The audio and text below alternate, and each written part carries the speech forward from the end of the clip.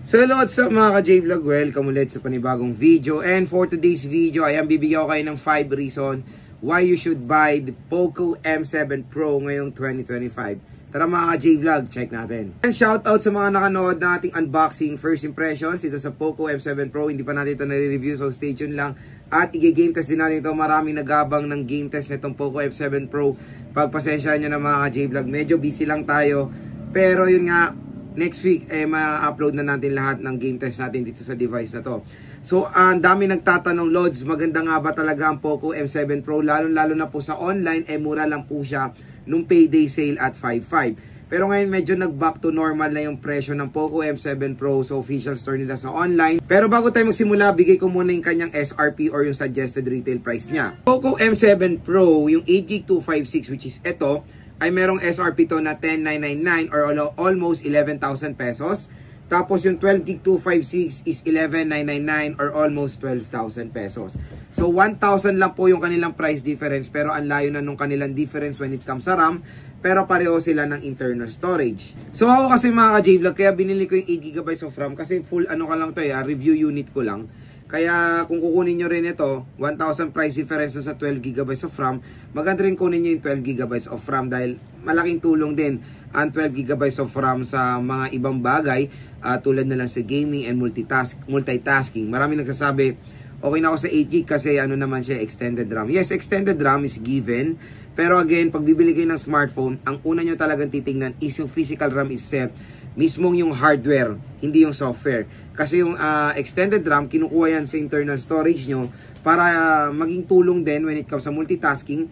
Pero hindi po malaking tulong yan pag nag-games kayo. Mag-consider pa rin RAM pag maglalaro kayo is yung physical RAM pa rin mga J-Vlog. So again, ang physical RAM lang po ng Poco M7 Pro is yung 8GB of RAM and 12GB of RAM. Pero yun nga, binili natin ito sa online at kung interested kayo dito, nandito po yung link niyan sa tabi ng ating video or nasa description box. Share ko sa inyo yung presyo niya ngayon sa market after ng 5.5. Yung 8GB 256 ay nagkakalaga ng 9,599 at yung 12GB 256 ay nagkakalaga ng 10,599. So malayo rin naman sa kanilang mga SRP. Below SRP pag bibili kayo sa online. Pero ito kasi ang gandang deal ko to nakuha. Itong 8GB 256, nakuha ko lang to sa halagang 8.5 I think. 8.5 or 8.3. Ganun lang kamura itong Poco M7 Pro nung binili ko siya nung April 2025. Pero ngayon, medyo tumaas yung presyo niya. Pero yun nga, bababa pa rin sa SRP. Kaya kung gusto nyo pa makuha siya na mas mababa, hintayin nyo lang yung payday or 6.6. Pero kung hindi kayo makapaghintay, very reasonable pa rin naman yung price ng Poco M7 Pro sa online. Mas mura pa rin siya sa kanyang SRP. Yung SRP, binibigay natin yan kasi yan yung possibility na mabili nyo to sa mall. Sa mga third party na mga tindahan sa mall, ganyan ang price ng Poco M7 Pro kasi yan yung suggested retail price niya. Pero again, pag bibili nyo siya sa mall, mababa po talaga. So yung first reason, bakit magandang bilhin ang Poco M7 Pro is yung display quality. Napakagandang display niya. For example, nakuha niya ito ng below 10K. An entry-level 5G smartphone ngayon 2025. Kinonsider ko na rin siyang entry-level kasi yung pricing din na nakuha natin siya sa online, mura po or entry-level segment. So, for an entry-level segment na merong AMOLED display, magandang addition talaga yan mga ka-J-Vlog. Lalo na 5G phone. Kasi usually pag 5G, di ba, medyo binababaan nila yung yung specs. Lalo na pag pinapasok sa entry-level segment. Pero dito sa Poco M7 Pro, 5G na nga siya, maganda pa yung display quality na in-offer nila. So display is all goods. Maganda naman dito sa Poco M7 Pro yung kanyang display quality. 6.67 inches AMOLED display with 120Hz screen refresh rate. When it comes sa brightness, mataas din naman ang brightness na ma-offer nitong device na to. Next reason is yung chipset. So yung chipset niya is the Unisoc, is the MediaTek Dimensity 7525, is the 7025 Ultra. So, yun nga, marami rin nagreklamo marami rin ako nakikita sa comment section when it comes sa comment nila sa, neto, sa GPU. Yung GPU kasi niya is hindi siya Power VR Ano siya, ay, GBXM 8256 po ang GPU neto. Medyo iba, at medyo resemblance sila sa Power VR. So, yun nga, na-test naman natin tong Poco M7 Pro. Okay naman yung performance niya sa mga multitasking, mga ibang games. Pero i-review na lang natin siya or ipapakita ko na lang yan sa ating game test. Snappy rin naman itong device na to, wala naman tayong problema dyan. Mabilis din naman kasi yung kanyang processor, octa-core CPU na merong clock speed na up to 2.5 GHz. So, chipset, for an entry-level segment, okay rin naman yung kanyang chipset. Third reason is yung 5G connectivity. Again, for its price na below 10,000 pesos, makuha nyo to ng 8K. 5G entry-level smartphone, napaka-solid mga ka-J-Vlog. Again, iilan pa rin po ang nakikita natin mga 5G, lalo na sa ganitong presyo. Usually, nakikita na natin 5G na entry level is Samsung Galaxy A06 5G. Itong Poco M7 Pro 5G. Meron din Tecno Spark 30 5G. Again, kukunti pa lang. Usually din yung mga ganitong price, isa sa 4G. Yung mga MediaTek Helio G100, G100 Ultra. Kaya magandang advantage ng Poco M7 Pro sa mga ibang competitors niya out there dyan na meron siyang 5G connectivity sa murang halaga lang. Next reason mga J-Vlog is yung kanyang in-display fingerprint scanner.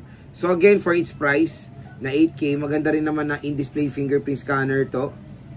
So yung iba kasi, even yung mga 4G ngayon, isa sa pa rin sila, side mounted. Ito, in-display fingerprint scanner, idagdag na rin natin ito sa isang reason niya.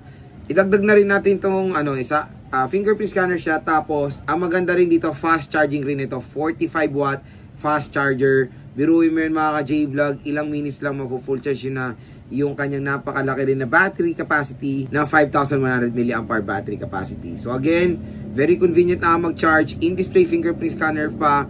Tapos, malaki pa ang kanyang battery. At ang final reason sa ating Poco M7 Pro kung bakit sulit siyang i-purchase is of course yung affordability. So napakamura lang na itong device na to. Biruin mo 12 GB of RAM na ang pinakamataas na ma-offer niya nung kasabayan nito to na lumabas. Nakukuha lang yun ng 9 plus or 8 plus yung 12 gig 256 nito. So napakamura lang nitong Poco M7 Pro, kaya ang dami pong nagkaka-interest dito sa device na to. Kaya gumawa ako ng reason kung bakit, or 5 reasons kung bakit magandang i-purchase itong Poco M7 Pro ngayon 2025. Kaya kung naghahanap kayo ng napakasulit na 5G smartphone na pwede nyo magamit ng pangmatagalan, syempre support din to ng mga pangmatagalan na OS update, maganda rin i-consider ang Poco M7 Pro. Very affordable na 5G smartphone ngayon sa market, at meron siyang 8GB 256 at 12GB 256 na variant. Kaya kung kukunin nyo to, kung 1,000 lang naman ang kanilang price difference, I suggest go for the 12GB 256GB of internal storage. Magiging sulit pa yung pera nyo, pero 8GB 256 is okay rin naman yan. Usually kasi pag sa online, nawawalan na ng stock ang 12GB 256. Ang nagkakaroon na lang na available yung 8GB 256. Kaya nagtatanong sila, so far mawala ng mawalang option sa 12GB. Okay pa ba yung 8GB o hintayin ko na lang magka-stock ng 12GB? Again mga J-Vlog, okay pa rin naman ng 8GB of RAM, no worries pa rin dyan. Kaya okay pa rin i-purchase itong Poco M7 Pro kahit nang available na lang is yung 8GB 256. So yun mga J-Vlog ang ating 5 reason why you should buy the Poco M7 Pro. Napakasulit. Kaya kung interested kayo dito, yung link po niyan ay nandito sa ating video or nasa gilid ng video or nasa description box. I-check out nyo na, i-add to cart nyo na. Extended po ang 5.5 ngayon, or abangan nyo na lang sa payday para makuha nyo po ng mas sulit itong Poco M7 Pro 5G.